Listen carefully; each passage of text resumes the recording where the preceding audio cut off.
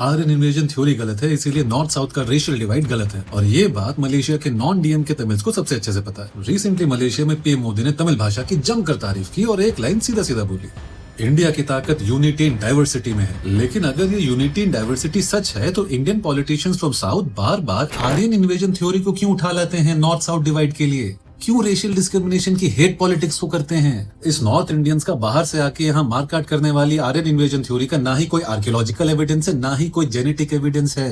कोई violent Aryan invasion नहीं हुआ था, ना ही कोई रेशियल टेक ओवर हुआ था। सिर्फ ग्रेजुअल माइग्रेशन हुई थी और एक सिविलाइजेशनल कंटिन्यूटी थी। और अगर इन Dravidian Indian politicians from south को इस माइग्रेशन से भी दिक्कत है तो मलेशिया में देखो क्या हो रहा है। मलेशिया में 80% इंडियंस तमिल्स हैं, लेकिन सोशल इंडिकेटर्स देखो, इंडियन एम्प्लॉयमेंट नेशनल एवरेज से ज्यादा है मलेशिया में और होम ओनरशिप में हम नेशनल एवरेज से कम हैं। इसीलिए वेल्थ बनाना वहाँ अटक जाता है हमारा। इनफैक्ट मलेशिया के ऑफिशियल रिकॉर्ड्स भी यही दिखाते हैं कि लगभग 50% इंडियंस ब्लू कॉलर जॉब्स में हैं, यानी मोस्ट ऑफ द तमिलियंस भी वहाँ लेबर क्लास में हैं। अब इमेजिन करो, जो पॉलिटिक्स तमिलनाडु में नॉर्थ इंडियन माइग्रेंट्स को आउटसाइडर बोलती है, अगर मलेशिया में भी तमिल माइग्रेंट्स को वही ट्रीटमेंट मिले तो क्या ये द्रविडियन पॉलिटिशियंस अपना ही लॉजिक मलेशिया में अप्लाई करवा पाएंगे? We are Indians, north Indian south Indian नहीं, Indians from north and Indians from south. India needs to stay united and give up this Dravidian hypocrisy.